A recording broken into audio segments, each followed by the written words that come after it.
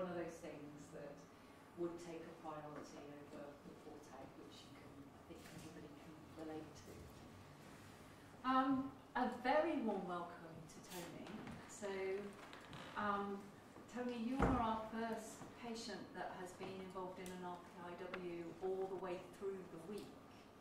And it's great that Tony's here for the report out on the second report out that we'll do this afternoon in SAU. So we've got 4 to do today. Should we get going? Yes? So the first team, quick care, 60-day report out. Who's doing quick care? Us. Sorry. Sorry. We're prepared. Oh, see, it's lean working your motion, isn't it? Over to you. So good afternoon. My name is Kirsten Leach. I'm the matron for neurosurgery, spines and chronic pain. And we're here today to talk about RPIW number 4 for neurosciences and crit care joint working. Our value stream has been looking at ways to improve the flow of patients from critical care to our neurosurgery wards.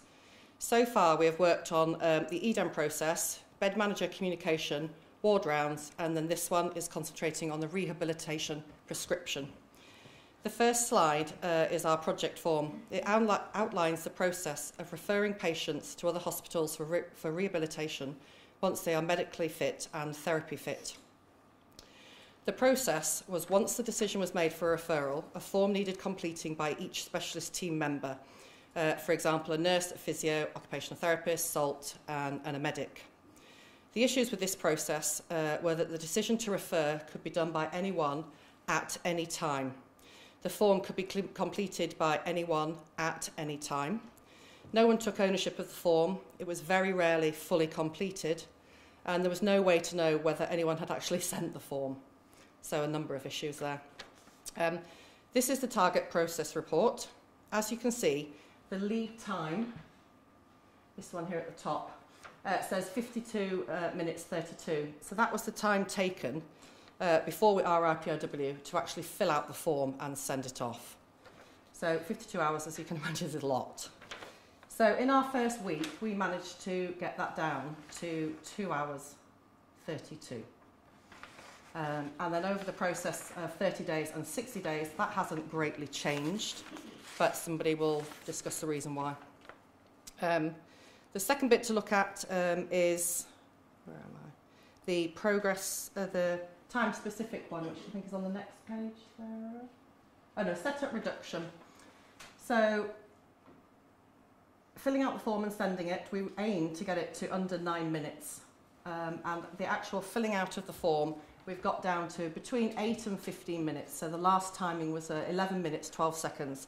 So that's to fill out the complete form, send it, and then upload it to PPM so people have full access to that. And that's me.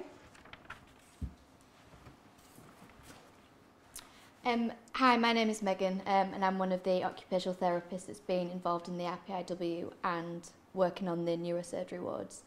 For the purpose of this report out, we are going to focus on the problems 5 to 9 that we were experiencing, but what we have found is that all of the areas from 1 to 4, it's become a much more streamlined process with the allocated therapists meeting at a certain time of day, which is 12:15. And we are then finding that they're actually being sent off in a much more timely manner. So one of the problems that we encountered was that not all staff have clear understanding of the needs of the referring centre. And one way in which we have now completed that since the initial RPIW week is we had some of the staff members involved in the RPIW go across to Chapel Allerton and get a really good understanding of the information that they wanted on that form to help with the acceptance process from transfer from L24-25 across to C1. We're still working on the definition of medically fit and therapy terms when it comes to describing the process with doctors and patients, but I think that could be an ongoing area as there's always going to be a turnover of staff on the wards. We also identified that from the first RPIW there wasn't a clear process or there wasn't a clear area as to where anyone on the ward would be able to understand or see straight away if that referral for the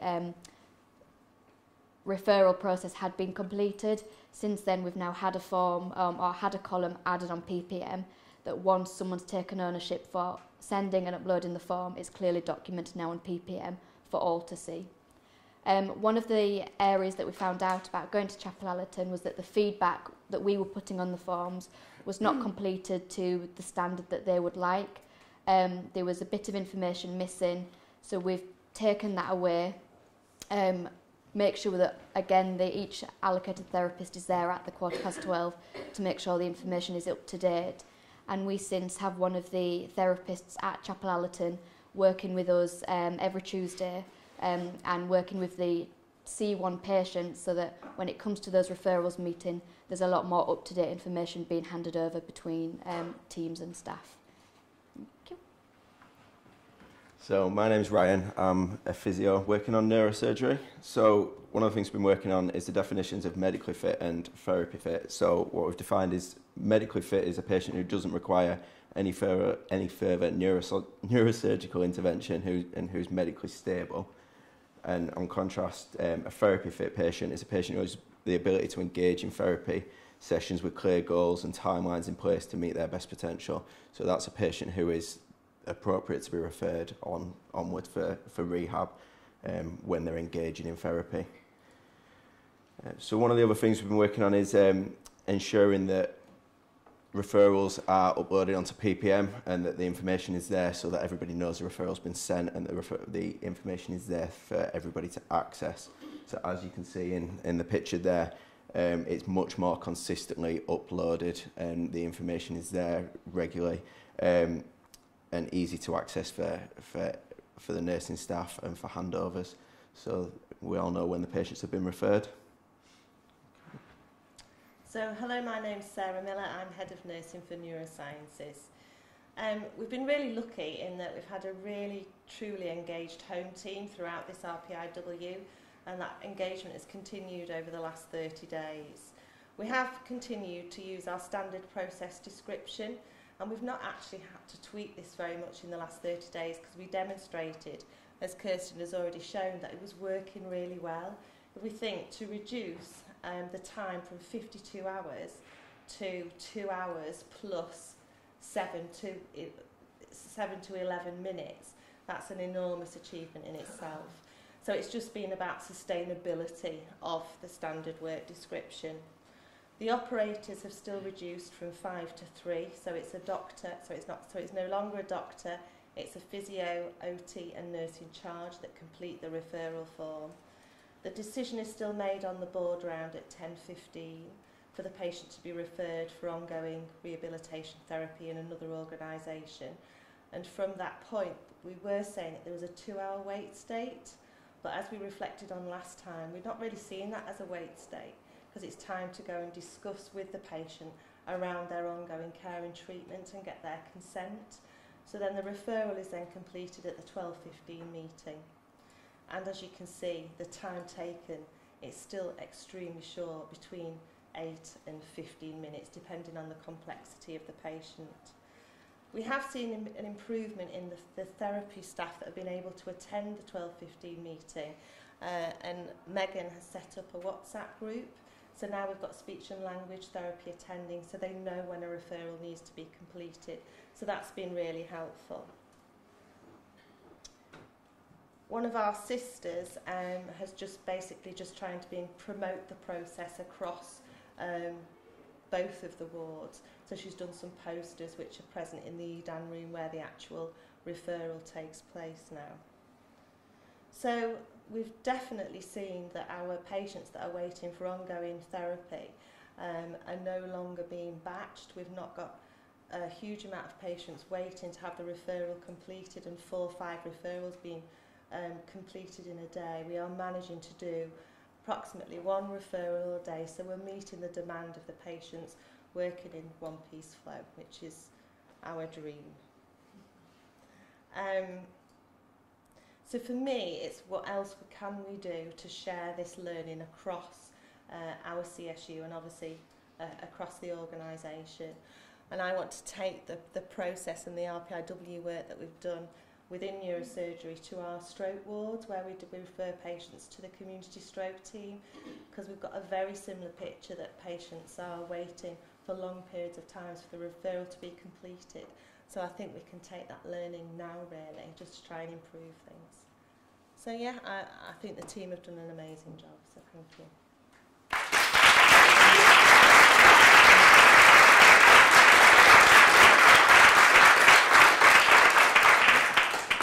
Wow, that's so impressive, isn't it? We'll have time for questions at the end. The fact that it's just the number of improvements, and also that it's been sustained, and now thinking about how we spread that, that's superb. We might pick up on that spread bit maybe in the questions at the end. Should we go on to SAU then?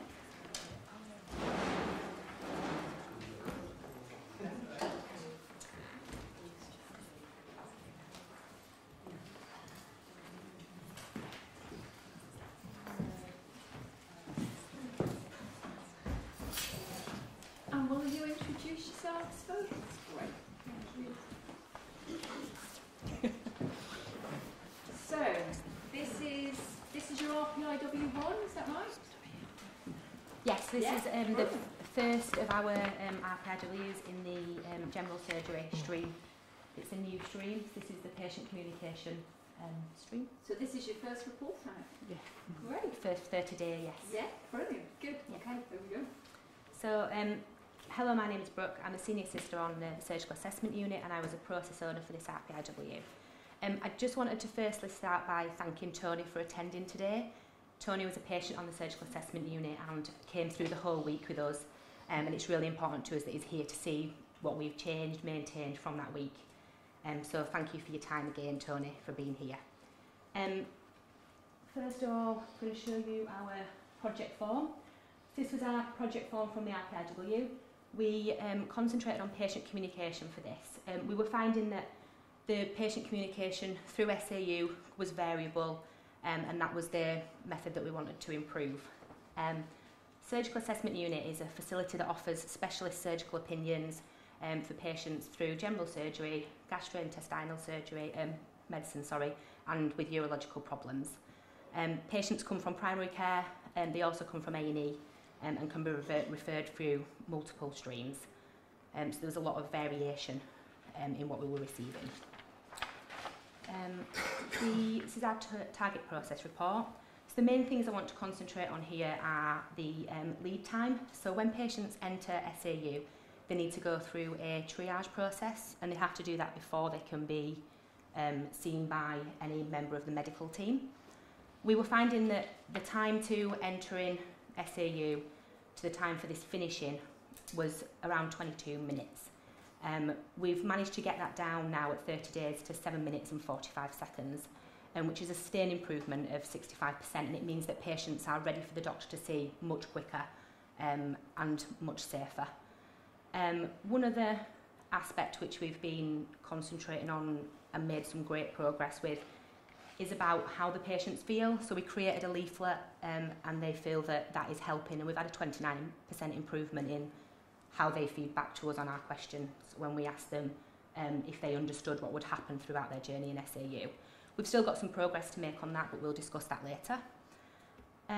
One of the points that we're still working on is the analgesia at triage.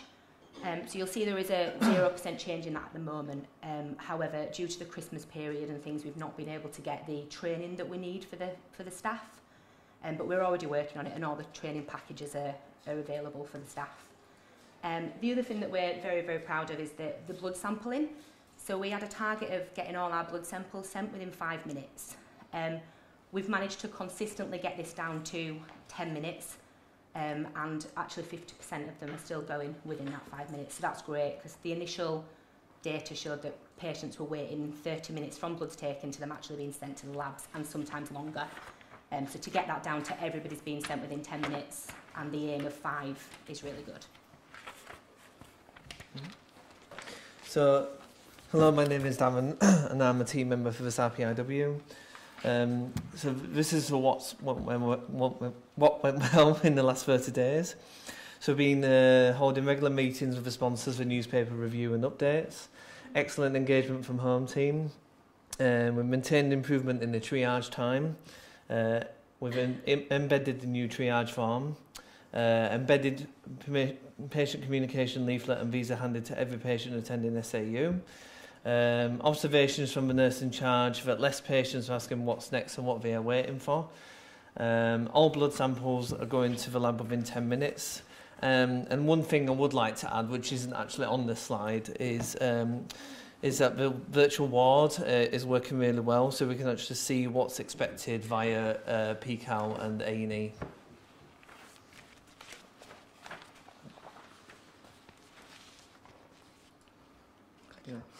Hello, my name is Mandy. I'm a surgical nurse practitioner on the surgical assessment unit, and I'm going to talk about the areas that we need to improve. We recognise that we've done fantastically, but you also recognise that there are areas that we need to improve. So we were unable to meet with the away team regularly due to staffing and shift patterns. Obviously this work has happened in the middle of our busiest time in winter, and obviously we've had Christmas and New Year in between this, so I think that needs recognising. The triage waiting area is still waiting to be completed. There's going to be actually a physical move for the triage area, and we're waiting for work to be completed in that area. The patient pathway still requires some medical illustrations input. The triage process is not working so well at night, and we're going to look at that. We're going to have a meeting about that and see why that's not working very well. We plan to do some 5S work in the treatment room, and that's not progressed as well as what we would hope, again due to sort of time constraints and the busyness of the unit. And we recognise that we're not meeting the 5-minute target with the bloods at the moment, but we are fantastically meeting the 10-minute target time, which is a massive improvement to where we were before, and Brooke's going to talk a little bit more about that. So what next? So we recognise we've only had 30 days, and actually we've made some great steps and maintained, if not massively improved, what we'd already done within the week. But our targets for the next 30 days, process owners need to meet with the away team more regularly. Our away team had people from different areas, so the dynamics of getting them together has been a bit difficult, but that's something that we're planning on doing every week for the next until the next 60 days. The triage area is waiting completion, and this will 100% streamline the process and make patients feel like they're making progress through their journey. These jobs are in requested and have been kindly escalated by our sponsors, so we're just waiting for the work, but again we've had the Christmas period to contend with. We're currently in progress of PDSA in the final patient pathway and getting that sent off to medical illustrations. We've had some excellent feedback from patients, and like we touched on before, we've noticed that when you're in charge you're actually not answering as many questions about what's happening, because patients already know where they are in the progress and that there is a wait state involved with each of them progresses. We are going to review our out-of-hours triage process. This isn't really it's just something that we've been highlighted, is that because patients come from different places at night, we get more patients from A&E, and the process that we've set up perhaps doesn't 100% align with that, but I think with some time observations out of hours and some progress on that, we can make that change quite easily. We're going to allocate some time where possible to 5SR, complete the 5S treatment room. We have made some progress, but it just needs properly 5Sing. It's more organised. And we are working on our 5-minute bloods target. So we really want to get these bloods sent off within the 5 minutes. The only problem that we have is that we have a walk. So there's actual physical steps that the patient taking these blood samples needs to make. But we're going to set it maybe to 7 next week and see what happens, little steps at a time. And then finally, just PDSA, our final triage form relating to feedback. That work's already ongoing, but there are plans for the next 30 days. Thank you.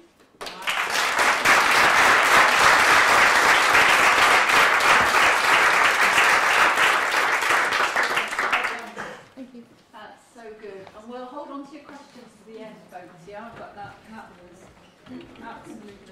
Absolutely brilliant. I'm going to stand out of the way of the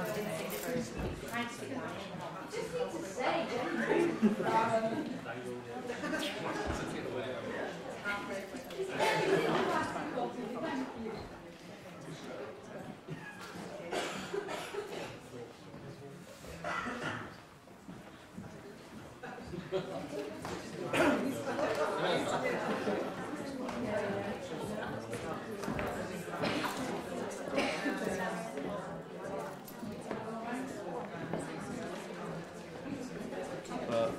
quicker there, or you can use the keys, whichever works for you.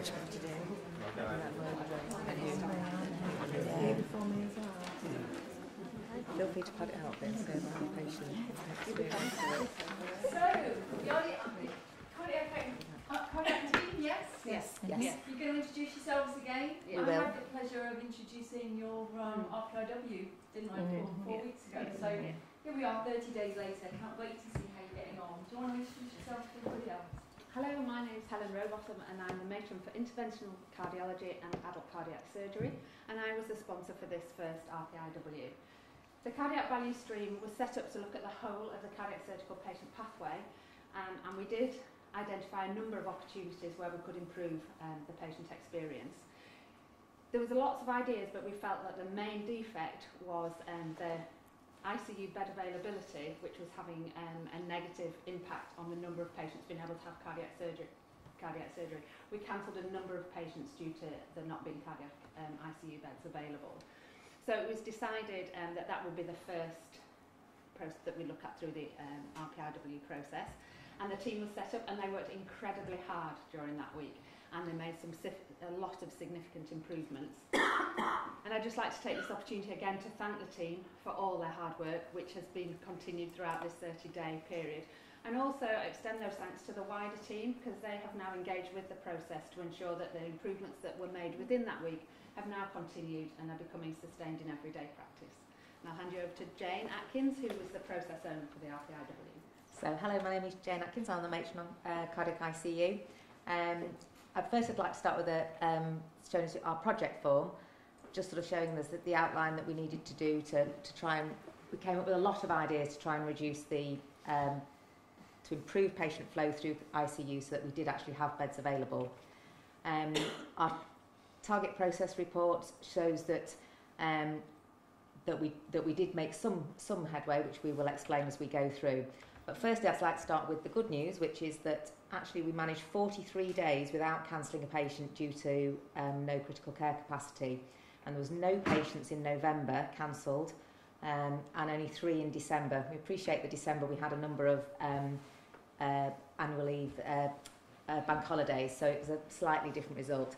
And unfortunately, as we stand here today, I have had a tough week, and we've actually cancelled 6 patients this week in January so far. But we have actually managed, and I was going to say that Antonella and Tim couldn't be with us today because they were actually operating in theatre, because we have managed all 4 cases today, which from a Friday after a week we've had is really good. It has been quite tough and quite challenging, and this week so it has been a tough week, but we do hope to improve it next week. So we're going to expand on 3 of the specific points that we feel has helped patient flow and to improve the patient experience. Those being the patient information, the flow chart, and 9 o'clock in the evening surgical review. And these have really helped the patient experience and really helped to improve patient flow through ICU. So I'll hand you over to... So I'm Vicky Bentley, I'm senior sister on the cardiac surgical ward. We've made a number of changes on the ward. The main ones obviously I'll speak about today. The first one was that we've now started to phone the patients rather than telephoning us to find out about bed availability. We now phone the patients between 11 and 12. So they know that on their letter that that's going to happen, and we're bringing the first cases in at 3 p.m. in the afternoon, which we've never done before. So they come in, the anaesthetist can see them in a timely fashion, and the patient knows that they can come in. The second case is being phoned later when we know more about bed availability. That's made a huge difference. We've had some really positive patient feedback about that. We've also made a big difference to our, the Triumvirate team have made a huge difference with allowing us to staff our HOBS beds consistently. That's made a huge difference. Before that, we had issues with staffing our higher observation beds. We were loaning staff to other areas, which made it difficult to perform a consistent service. With their agreement now that it is a priority for staff the Hobbs beds, we're able to take the patients better flow from ICU, and it's made a huge difference to the consistency of the training and the competency on the ward, as well as taking the patients from the intensive care unit. The third thing that's made a huge difference as well has been the consistent early morning ward round, which has been starting about 8:30 in the morning. Before, we never knew when that was going to happen. It could be 11:30, it could even be after lunch sometimes. Now the registrar coming at 8:30 has meant that we've got better patient information, better flow. We know about discharges much earlier in the day, and the transition then from patients coming up to the ward has just made such a big difference. And that's also allowed us to bring the patients in at 3 o'clock in the afternoon, whereas before that would never have happened. So it's made huge differences to the ward. Hello, my name is Paula Dannett and I'm a senior sister in cardiac ICU. We were looking at the ward rounds that occurred on the unit and the reviews of the patient, and now most of the time we have a ward round at 9 p.m. in the evening, which is a surgical review aimed at looking at those patients that have had their surgery on that day. In that round we make a plan for the night for the next 11 hours, and we use that in conjunction with the relaunched warm, wake and wean guidelines, which has been incredibly well received by the nursing staff. It gives us focus and structure in planning and delivering the care to the patients overnight, and the nursing staff know where they're actually going. The nursing staff have also been very, very positive regarding the increase in the surgical input at the beginning of the night shift, and it's done nothing but help the way we progress our patients. Hi, my name is Jan Campbell. I am Patient Flow Coordinator for Critical Care. I was involved in this obviously because a lot of it is to do with patient flow. And one of the things we did, we devised this flow chart for all the patient flow coordinators to use in giving information out to the areas that need to know about afternoon cases. So it's for theatre staff to be informed, the wards and the intensive care unit. We've used this most days and it's had very good feedback from all the people that we're informing, so they know in a timely manner whether or not those afternoon cases will be proceeding. And also, importantly, the patients are getting to know a little bit earlier as well as to whether their cases are going to be done, so they're not sat waiting on the wards, worrying about that. So we've had good feedback from this. So finally, obviously, we appreciate this is at 30 days and we've had Christmas in the middle, but we plan to continue. We've got lots more work we know we do need to do. And what I would like to do is to thank everybody that's been involved, because obviously the patient pathway, it's one single patient going through a pathway, but it actually crosses 3 CSUs, and everybody's worked really hard and worked together to ensure that pathway has been more streamlined for the patient. We have got lots more work to do, but we are hoping to continue to reduce the cancellations and improve the number of cases we get through. So thank you very much. Oh, this is the new podium. Thank you.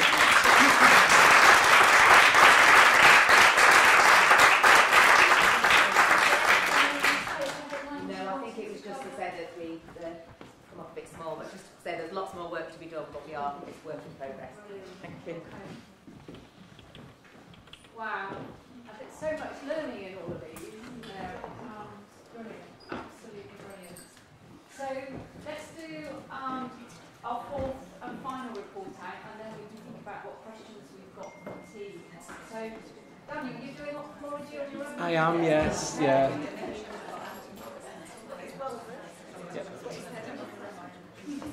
Hi everyone, my name's Danny. I'm Business Manager for Ophthalmology and the Process Owner for the RPIW. We're on our 210-day report out. We initially started in April last year. So I'll just put some comments on screen that were overheard by patients after asking them. So quite a few issues in ophthalmology, corneal clinics. There's a lot of interruptions for doctors by other clinicians for advice. There's doctors generally leaving rooms all the time looking for bits of equipment. There's admin clerks knocking on doors asking for what's going on with this one, what's going on with that one. And there's just generally a lot of interruptions, and people are in clinic for a lot longer than what they should be really. As you can see there, people seem to think it's a great service, but they're just there too long. Talk about interruptions. This is a pie chart of all the interruptions. So the vast majority of patient advice, so it's other junior doctors, clinicians, optometrists, asking for reviews of patients they're seeing.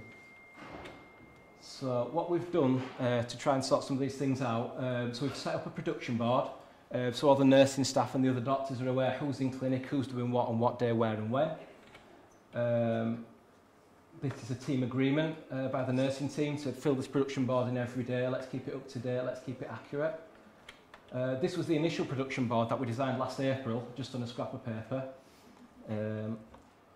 When we first started doing it in July, that's how it looked. And as of now, the nurses have adapted it, colour coordinated it, so everyone knows who's doing what, where and when. So that's been successful, so people know who's doing what. A clinic room trolley set up. So a lot of doctors, clinicians were leaving clinic rooms to look for bits of equipment, to do tests on patients, etc. So all this equipment wasn't readily available in all the rooms. So what we've done is we've done a checklist of everything that should be in that room, with a little diagram of it as well. And the nursing team go around to check this every morning, sign it off to make sure everything's there, so people don't have to leave the rooms to look for things. And that's just a picture of what it looks like when it's all set up. A query tray, so there's a lot of receptionists with the clinic outcome forms not clear, so they're going back into clinic, waiting for the doctors, interrupting him, asking him what's the plan for the patient.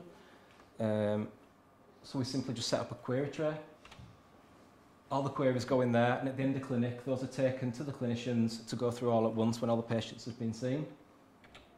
One thing we did trial in November, a consultant resource it was.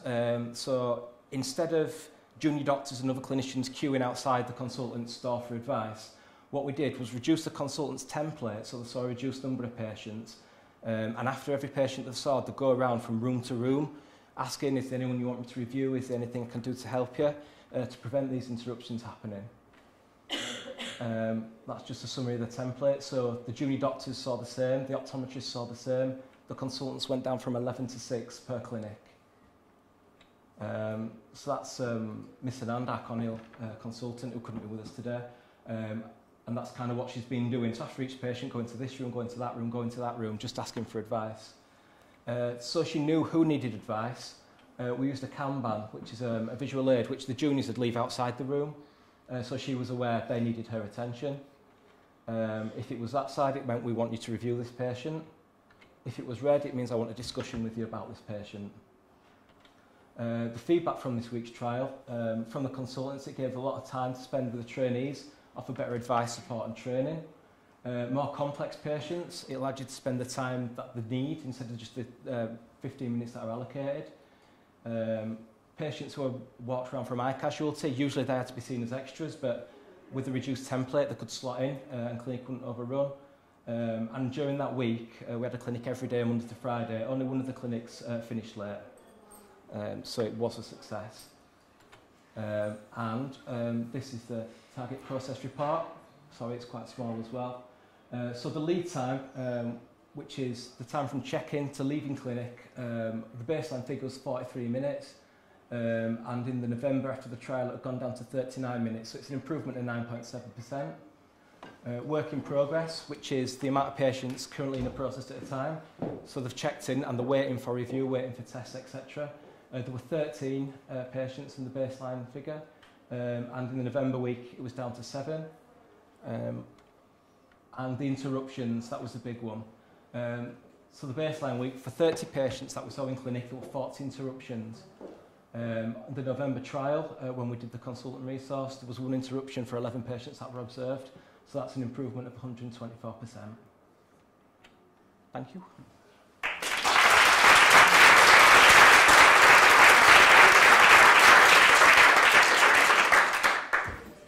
Brilliant, absolutely brilliant. What I love about your last one is not shying away from reducing activity throughput. Seeing what happens and then now thinking, so how do we make sure that we've still got enough capacity to be able to deal with demand. But I really love the fact that RPIW didn't shy away from that as a concept. I think that's absolutely brilliant. So, questions from the floor? It's feedback to the teams actually, Jenny. So apologies if I'm using my device, but I was writing my notes on my device. The neuro team really embraced the challenge that is when we use the terminology in the organisation. They learned that what people hear is not always the same, and I really, kudos to you for really working at that with different teams of people. And the whole, our organisational value around collaboration, starting to work with colleagues productively in other CSUs, so the work that you've done with Chefwellerton, doing the right thing for patients and improving the focus and quality of staff job roles and relationships.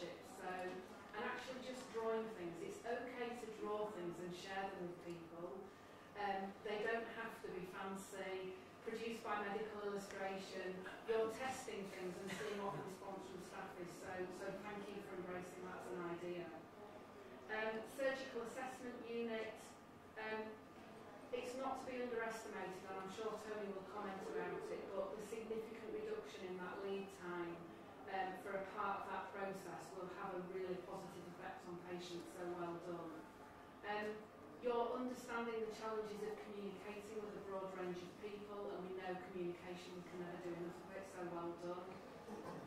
You get given stretched targets in these improvement weeks, and credit to all the teams for really continuing to push to meet those targets, so thank you.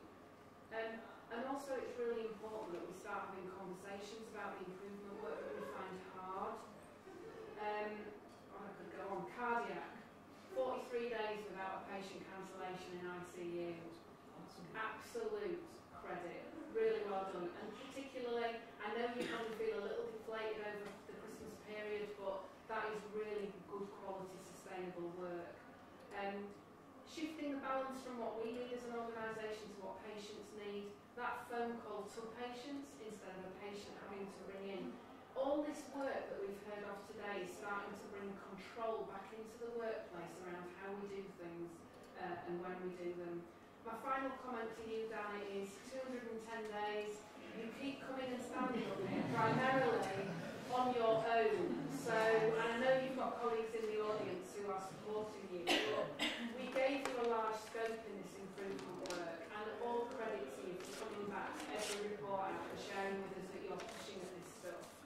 You're the first value stream that's starting to really explore, is there a different way of us organising our staff to deliver this work? And, you know, keep going at it. You've got a really good idea and it's starting to work for you, so thank you. Brilliant. Wow. Okay. Well, that's from our lead expert. But I'm going to pick up on one that Helen, you said. I think we have got to start talking about the things that we're finding difficult.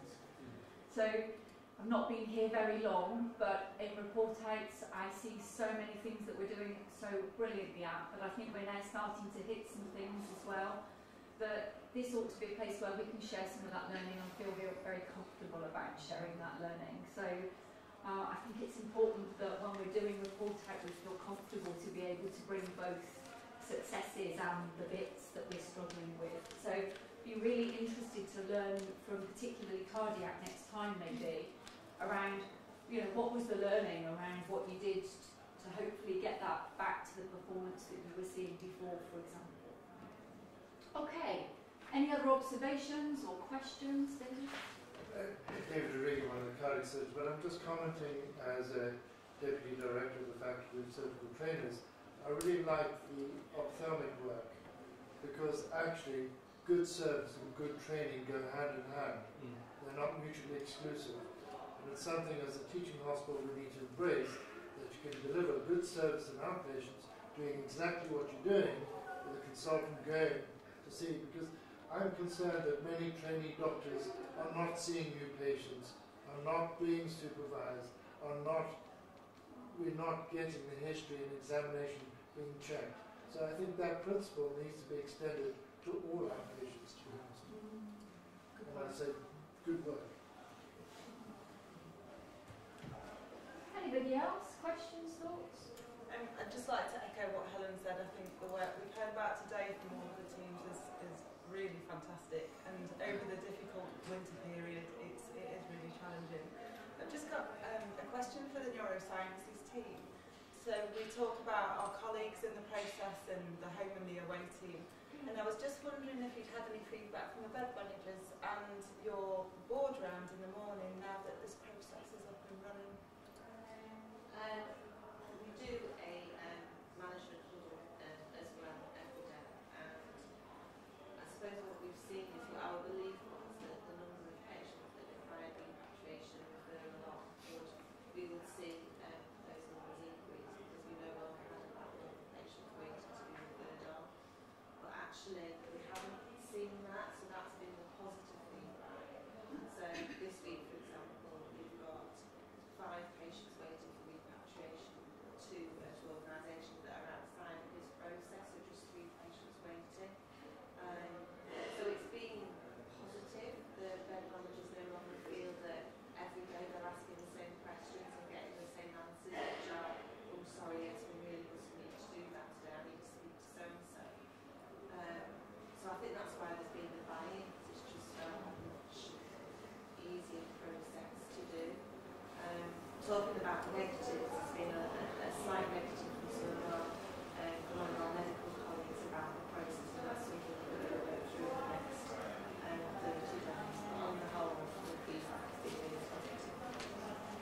could, and again, don't shy away from sharing, anonymising, but sharing that learning, because I think that's, you know, some of this stuff isn't, we will naturally get to some of the things that are of the easier end to get to, won't we? And then there are some really knotty and quite difficult things that we're having to work through.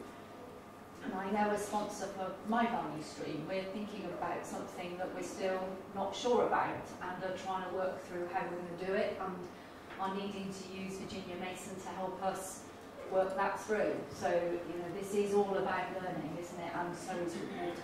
So, any other observations or questions?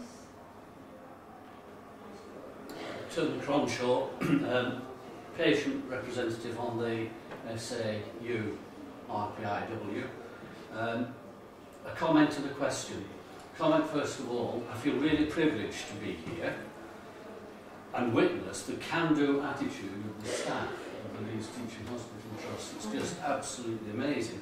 And what is so rewarding and so uplifting is that it is always the patient and the patient experience which is at the centre of it, and I think you're all to be congratulated on this fantastic people and what you're doing. Question relates to the first RPIW report out, the mechanisms of referring at the end of the process on the neurosurgical work. The question is, the processes that you were looking at there, would they be informative in terms of reviewing how discharge in general is conducted? Because I'm very acutely aware that the discharge of patients sometimes takes outrageous amounts of time and is one of the major causes of bed blocking. So who wants to answer I'll give it a go. So in the neurosurgery, this is our RPIW number 4, and the first one we looked at the EDAM process. So as you say, patients sit around for hours and hours and hours waiting for an EDAM. So our first one was looking at that so that the patient would be able to leave hospital in a timely manner with medications, and then that bed could be turned around quite quickly, and then, you know, the flow from crit care would step down. And it worked reasonably well. I have to say sustaining it has been a little bit difficult because, for example, in our wards we have one medic that looks after 32 neurosurgery patients. That medic does all of the jobs, so the EDAM is not always top of their priority list, which I understand. So it's working really closely with them still to try and improve that process. So yeah, you're absolutely right, there are other issues that knock on with discharge of patients, so we have looked at wrongly. But there is definitely learning around how we, as an MDT, refer patients collectively at a set time that we can spread to stop this ad hoc who's completed this part of the referral today. So there is definitely learning that we can take to other pathways. Certainly I want to do that with the neuroscience. And I hope that reassures you, because obviously this is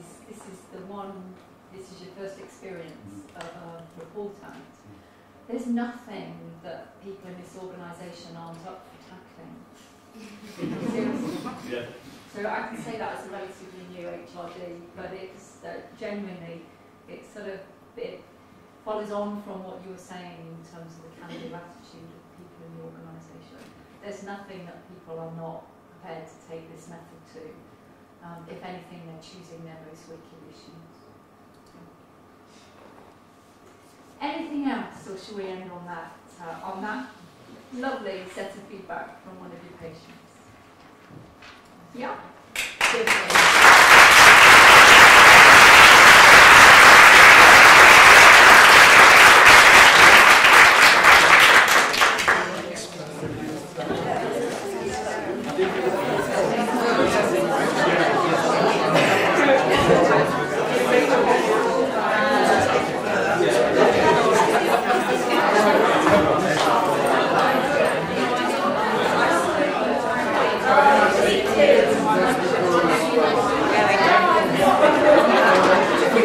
No.